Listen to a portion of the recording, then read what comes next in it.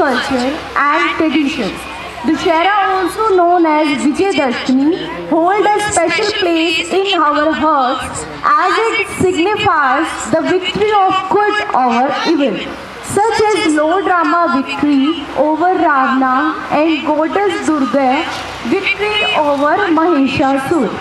On this day, there is a great commotion on the roads, temples and shops are decorated. To enjoy the festival, people enact the battle through skits and plays in a dramatic form which is called Ram Leela. A tall effigy of Ravana is burnt on this. Many people worship Goddess Durga. Dussehra also reminds us of the importance of unity and the power of collective efforts. The cooperation and support of Lord Rama allies like Hanuman and Sugriv played a crucial role in his victory. This festival is a time for us to come together as a community, strengthen our bonds and celebrate the triumph of good over evil. Let us take these values with us into our daily lives, separating love and compassion in everything we do. In conclusion, Dussehra is a day to celebrate the victory of good over evil, to reflect on our own action and to recommit ourselves to a life of virtue. Let us remember the lesson of this festival and strive to make the world a better place through our action. Happy Dussehra to all. Thank you.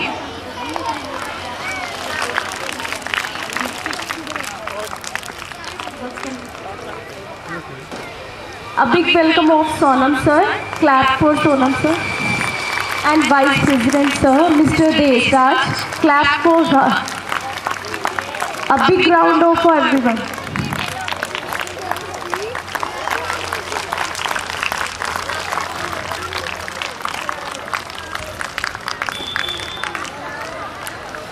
And a big clap for our Vice Principal ma'am also. Before I start the event,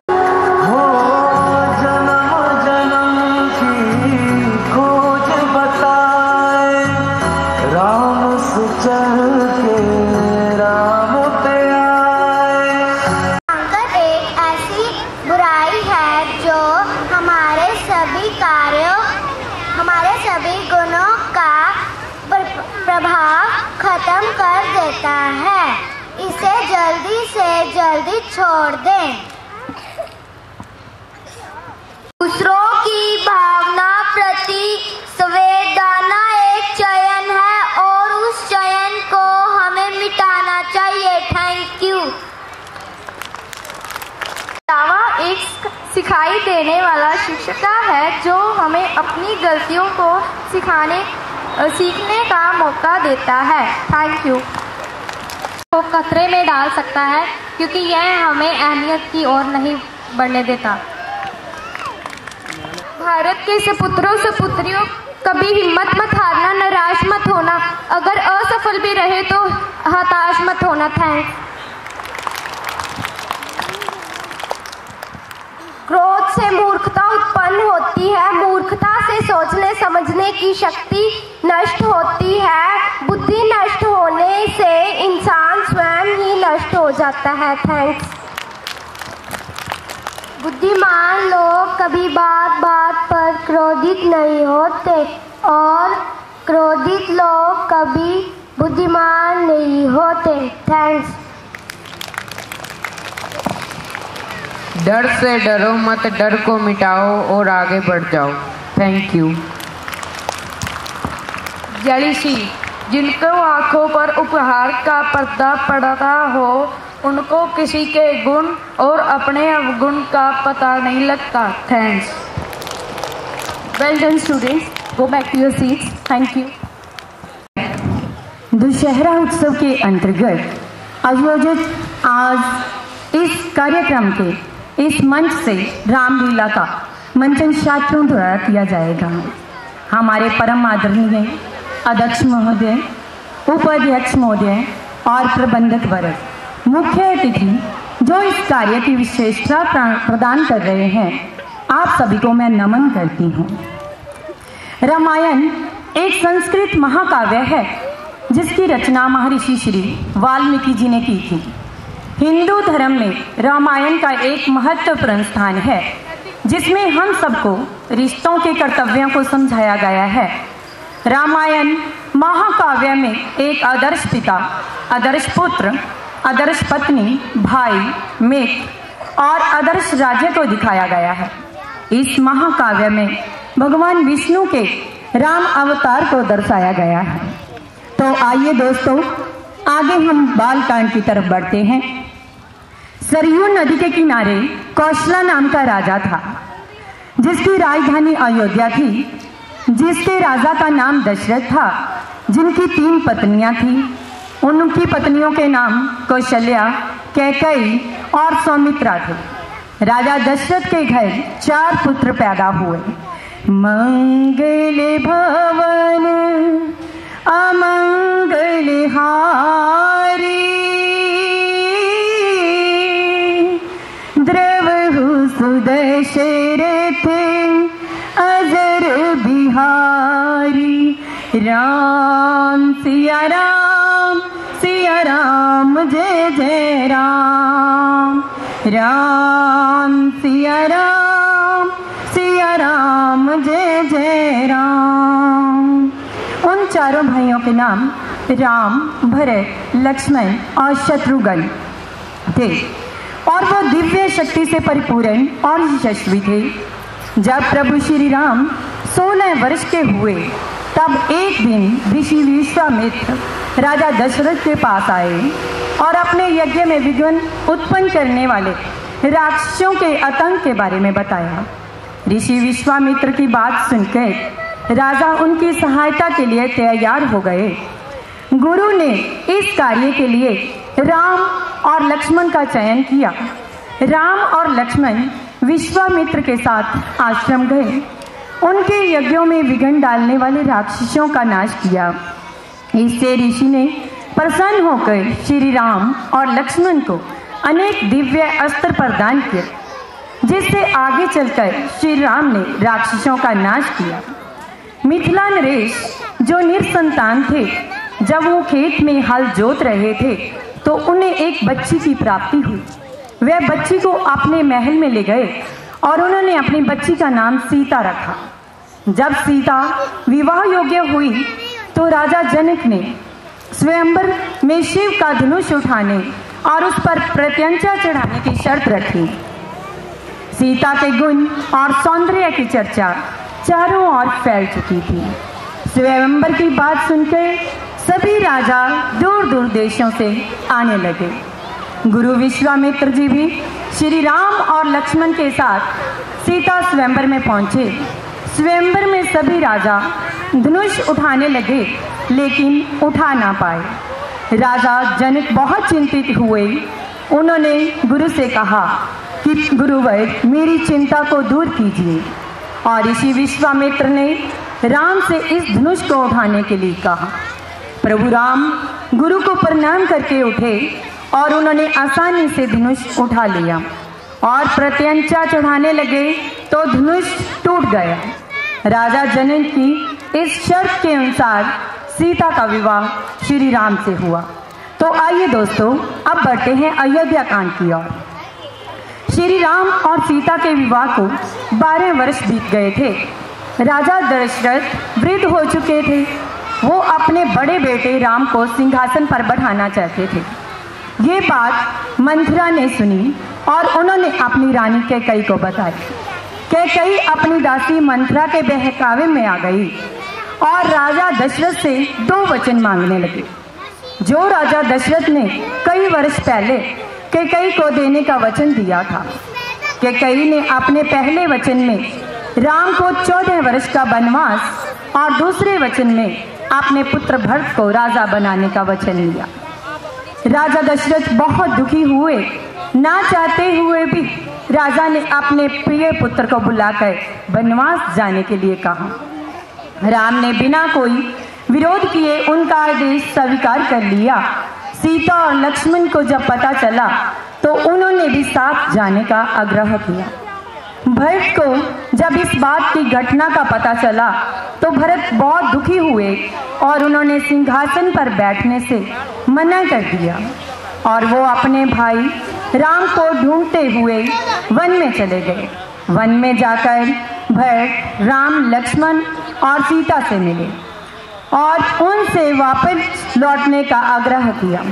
तब राम ने अपने पिता के वचन का पालन करते हुए वापस नहीं लौटने का प्रण लिया। रघुकुल रीति सदा चली आई,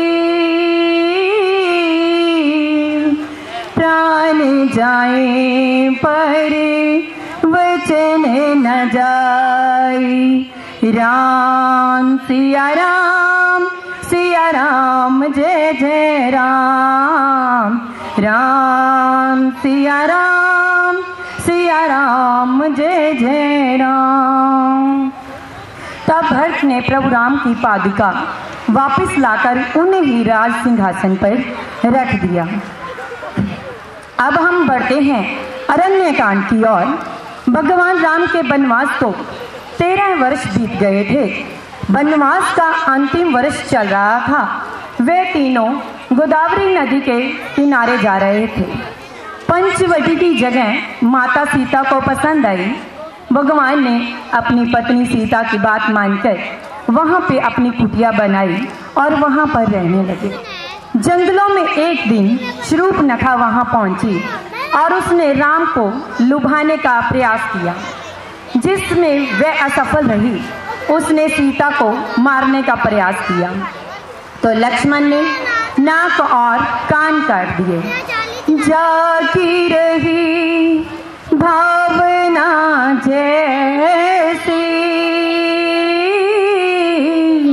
प्रभु मूरत देखी तीन तैसी। राम सिया राम, सिया राम जय जय राम। राम सिया राम, सिया राम जय जय राम। जब शूर्पणखा के भाई खर को ये बात पता चली तो उसने आक्रमण कर दिया। प्रभु श्री राम और लक्ष्मण ने उन सब का वध कर दिया। जब उसके दूसरे भाई रावण को इस बात का पता चला तो उसने राक्षस मरीचि की मदद से सीता माता का हरण कर लिया। जब रावण सीता माता को लेकर जा रहा था तो रास्ते में जटायु नाम का गिद्ध रोकने की कोशिश करने लगा। वह रूप प्राण से घातक हो गया। सीता माता को रावण लंका ले गया और विवाह का प्रस्ताव रखा, जिससे सीता माता ने इनकार कर दिया। राम और लक्ष्मण सीता माता की खोज में करने लगे। खोज करते करते वे जटायु से मिले।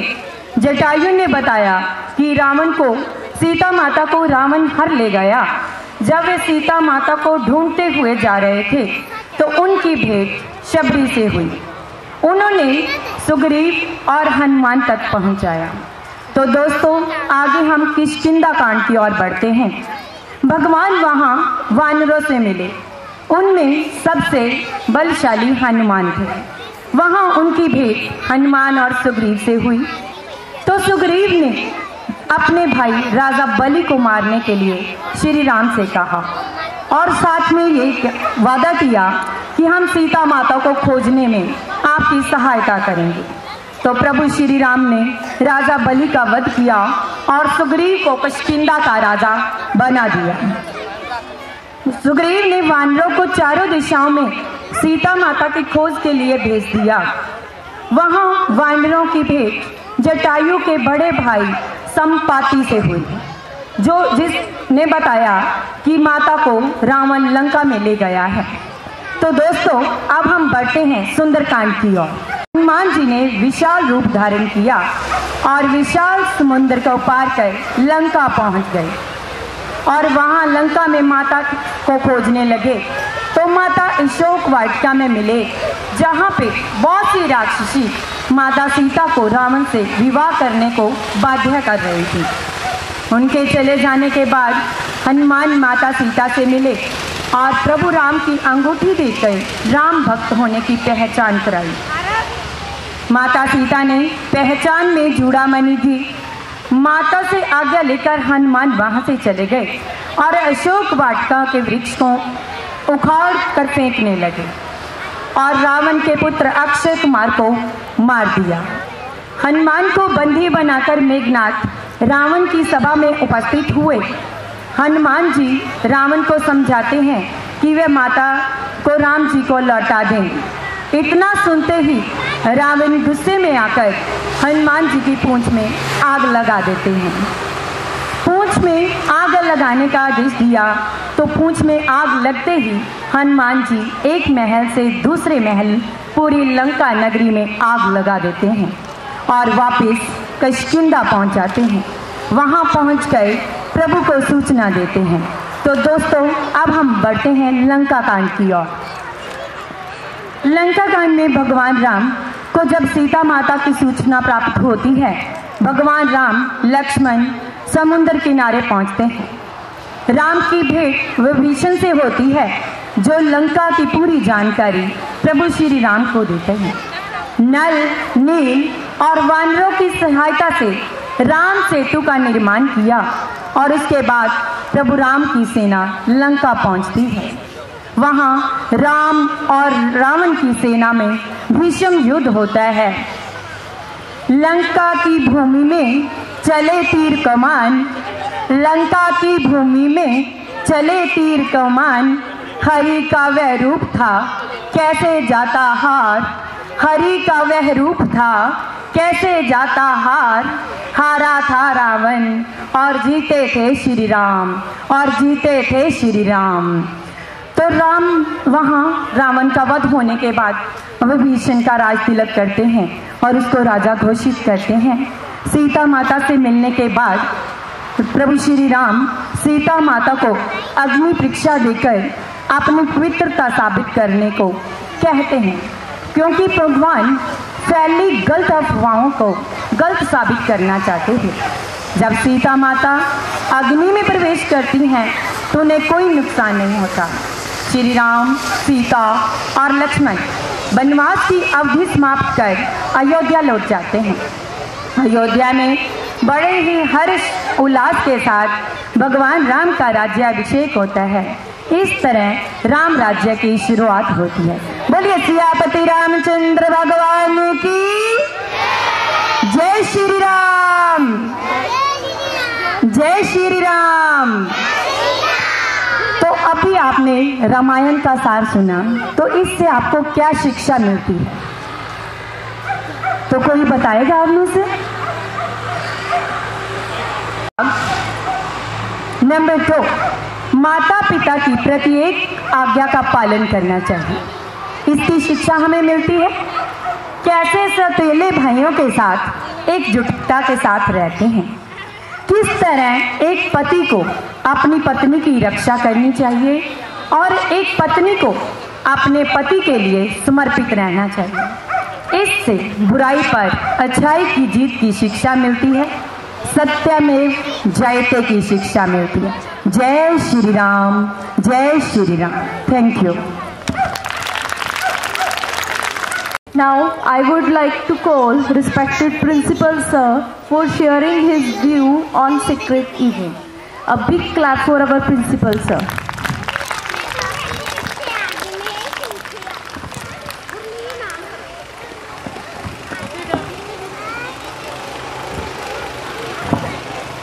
Respected management members, teachers and my dear students, very good afternoon. Today we gathered here to celebrate Dussehra. It's also called Vijayadashmi. It is one of the most important festival of Hindus that we celebrate throughout the country. Student, do you know what the word Dussehra means? Anybody who knows? Okay. Dussehra is consist of two Hindi words, Das and Hara. Das means 10 and Hara means destroyed. It means Dussehra stands for the day when the Lord Rama destroyed the 10 evil face of Ravan. On this day, Lord Rama freed his wife Mata Sita from Ravan and killed the Ravan. Every year on Vijayadashmi, we burn the 3 statues of Ravan, his son Meghnad and brother Kumbhakarna. What we actually got the message from it? Students, try to understand. Ravan not killed every year, but we burn this statue. Why? Because all of the person have Ravan inside them. We burn these kind of thoughts, bad, evil with these statues. On the other side, today we are also organizing the reward ceremony for our exhibition, social study exhibition. If I talk about that event, it was really such a wonderful event. Students have shown so much creativity and dedication. I congratulate to all the participants and winners, those who got the position. And I also congratulate and thanks Mrs. Rishu, who took this charge to conduct such kind of event. It was really a very successful event. Thank you so much and wish you a happy Dussehra. Thank you, students.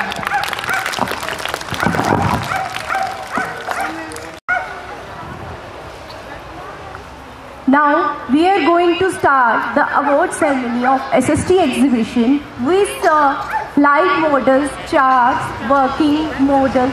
Students and our SST teacher have worked hard for the exhibition. This is the next step for our GCS family. Now I would like to call President Sir, Vice President Sir, Principal Sir and Vice Principal Ma'am. Please come on the stage. A big round of applause everyone.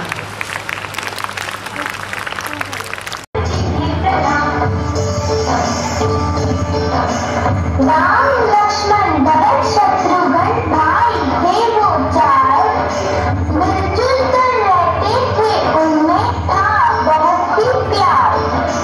मुनि वशिष्ठ के आश्रम में पढ़ने पहुंचे साथ, खेल कूद कर बड़े हुए बीते 55 के साल।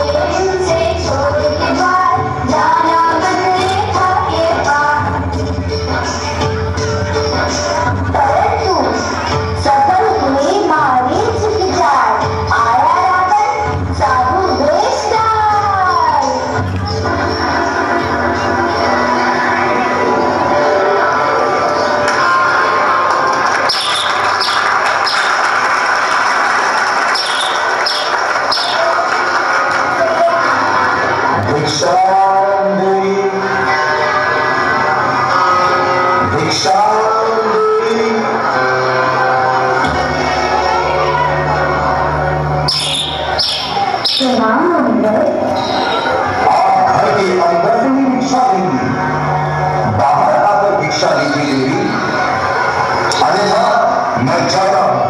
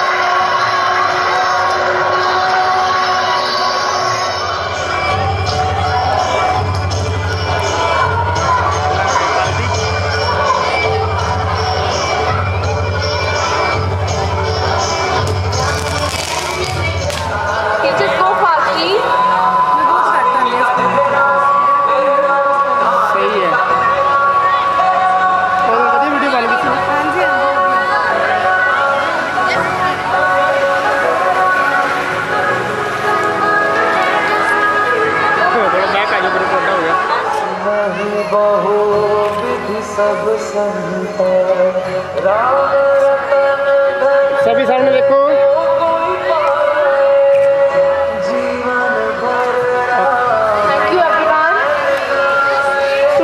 जय श्री राम, जय श्री राम, जय सिया राम। बोलिए सियापति रामचंद्र भगवान की, सियापति रामचंद्र भगवान की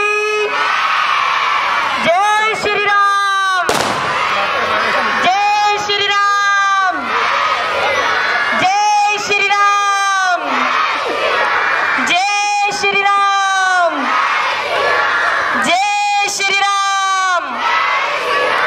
सियापति रामचंद्र भगवान की, सियापति रामचंद्र भगवान की जय श्री राम।